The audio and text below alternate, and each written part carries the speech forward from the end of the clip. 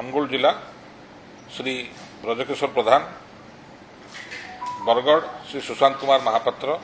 ଭଦ୍ରକ ଶ୍ରୀ ଜଗନ୍ନାଥ ସ୍ୱାଇଁ, ବୌଦ୍ଧ ଶ୍ରୀ ପ୍ରଦୀପ ଅମାତ, ଦେଓଗଡ଼ ଶ୍ରୀ ରୋମାଞ୍ଚ ରଞ୍ଜନ ବିଶ୍ୱାଳ, ଗଜପତି ଶ୍ରୀ ପ୍ରଦୀପ ନାୟକ, ଜଗତସିଂହପୁର ଶ୍ରୀ ପ୍ରଶାନ୍ତ କୁମାର ମୁଦୁଲି, ଯାଜପୁର ଶ୍ରୀ ସରୋଜ କୁମାର ମହାପାତ୍ର, ଝାରସୁଗୁଡ଼ା ଶ୍ରୀ ହରିଶ ଗଣତ୍ରା, କନ୍ଧମାଳ ଶ୍ରୀ ପଦ୍ମନାଭ ବେହେରା, ମାଲକାନଗିରି ଶ୍ରୀ ମାନସ ମାଡ଼କାମୀ, ମୟୂରଭଞ୍ଜ ଶ୍ରୀ ସୁଦାମ ମାରାଣ୍ଡି, ନବରଙ୍ଗପୁର ଶ୍ରୀ ମନୋହର ରାନ୍ଧାରୀ, ନୟାଗଡ଼ ଶ୍ରୀ ରମେଶ ଚନ୍ଦ୍ର ବେହେରା, ନୂଆପଡ଼ା ଶ୍ରୀ ଅବନୀରଞ୍ଜନ ଯୋଶୀ, ପୁରୀ ଶ୍ରୀ ଉମାକାନ୍ତ ସାମନ୍ତରାୟ, ସୁବର୍ଣ୍ଣପୁର ଶ୍ରୀ ସରୋଜ କୁମାର କମ୍ପ, ସୁନ୍ଦରଗଡ଼ ଶ୍ରୀ ଯୋଗେଶ କୁମାର ସିଂ। ବିଜୁ ଜନତା ଦଳର ସାଂଗଠନିକ ନିର୍ବାଚନ ପ୍ରକ୍ରିୟା ଜାରି ରହିଛି ଏବଂ ରାଜ୍ୟ ନିର୍ବାଚନ ଅଧିକାରୀ ହିସାବରେ ମୁଁ କିଛି ଦିନ ତଳେ ଆପଣଙ୍କୁ ନିର୍ବାଚନର ଅଗ୍ରଗତି ବିଷୟରେ ଆପଣଙ୍କୁ ସୂଚନା ଦେଇଥିଲି କି ଆମେ ଚତୁର୍ଥ ପର୍ଯ୍ୟାୟରେ ଆସି ପହଞ୍ଚୁଛୁ ଏବଂ ଜିଲ୍ଲା ସଭାପତି ଚୟନ କରିବା ନେଇକି ସେ ସଂକ୍ରାନ୍ତରେ ସମସ୍ତ ପ୍ରକ୍ରିୟା ଚାଲିଥିଲା ଏବଂ ଆମର 3 ଦିନ ପର୍ଯ୍ୟନ୍ତ ସେ ପ୍ରକ୍ରିୟା ରହିଲା। 13 ଯଥା 13, 14 ଏବଂ ଆଜି 15 ସନ୍ଧ୍ୟା ସୁଦ୍ଧା 5ଟା ସୁଦ୍ଧା ବର୍ତ୍ତମାନ ସୁଦ୍ଧା ବିଭିନ୍ନ ଜିଲ୍ଲାରେ ଆଲୋଚନା କରି ପ୍ରକ୍ରିୟାରେ ସାମିଲ ହୋଇକି ଯେଉଁ ଆମ ପାଖରେ ହସ୍ତଗତ ହୋଇଛି 18ଟି ଜିଲ୍ଲା, ଯାହାର କି ପ୍ରକ୍ରିୟା ସମ୍ପୂର୍ଣ୍ଣ ଶେଷ ହୋଇଯାଇଛି ଏବଂ ଏହି 18ଟି ଜିଲ୍ଲାରେ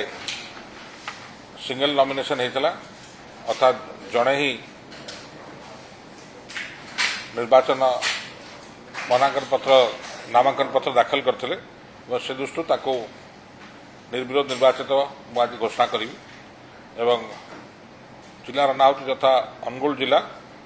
ଶ୍ରୀ ବ୍ରଜକିଶୋର ପ୍ରଧାନ,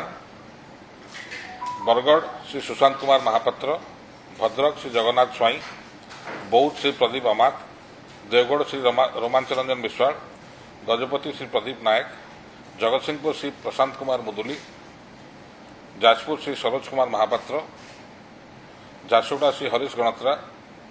କନ୍ଧମାଳ ଶ୍ରୀ ପଦ୍ମନାଭ ବେହେରା, ମାଲକାନଗିରି ଶ୍ରୀ ମାନସ ମାଡ଼କାମୀ, ମୟୂରଭଞ୍ଜ ଶ୍ରୀ ସୁଦାମ ମାରାଣ୍ଡି, ନବରଙ୍ଗପୁର ଶ୍ରୀ ମନୋହର ରାନ୍ଧାରୀ, ନୟାଗଡ଼ ଶ୍ରୀ ରମେଶ ଚନ୍ଦ୍ର ବେହେରା, ନୂଆପଡ଼ା ଶ୍ରୀ ଅବନୀରଞ୍ଜନ ଯୋଶୀ, ପୁରୀ ଶ୍ରୀ ଉମାକାନ୍ତ ସାମନ୍ତରାୟ, ସୁବର୍ଣ୍ଣପୁର ଶ୍ରୀ ସରୋଜ କୁମାର କମ୍ପ, ସୁନ୍ଦରଗଡ଼ ଶ୍ରୀ ଯୋଗେଶ କୁମାର ସିଂ। ବର୍ତ୍ତମାନ ये जो ପ୍ରକ୍ରିୟାଟା ଆରମ୍ଭ ହେଲା, ବର୍ତ୍ତମାନ ଆମେ ଆସନ୍ତାକାଲିଠୁ ଆମେ ଦ୍ୱିତୀୟ ପର୍ଯ୍ୟାୟକୁ ଯିବୁ, ଯେଉଁଟାକି ହେଉଛି ଆମର ଷ୍ଟେଟ୍ କାଉନସିଲ୍ ମେମ୍ବର, ଯେଉଁଟାକି ବିଧିବଦ୍ଧ କମିଟି ଏବଂ ଥରେ ସେ ବିଧିବଦ୍ଧ କମିଟି ରେଡ଼ି ହୋଇଗଲେ ଆମେ ତୁରନ୍ତ ଆପଣଙ୍କର ଷ୍ଟେଟ୍ ଏକ୍ଜିକ୍ୟୁଟିଭ୍ କମିଟିକୁ ଯିବୁ ଏବଂ ଏକ୍ଜିକ୍ୟୁଟିଭ୍ କମିଟି ଥରେ ହେଲେ ଆପଣଙ୍କର ସଭାପତି ନିର୍ବାଚନ କାର୍ଯ୍ୟକ୍ରମଟା ତ୍ୱରାନ୍ୱିତ ହେବ। ତ ଖୁବ୍ ଶୀଘ୍ର ଆମେ କାଲି ସୁଦ୍ଧା ମଧ୍ୟ ଘୋଷଣା କରିଦେବୁ ସଭାପତିଙ୍କର ନମିନେସନ୍ କେବେ ହେବ ଏବଂ ନିର୍ବାଚନ ପ୍ରକ୍ରିୟା କେବେ ହେବ। ଆସନ୍ତାକାଲି ଆମେ ତାକୁ ମଧ୍ୟ ଘୋଷଣା କରିଦେବୁ।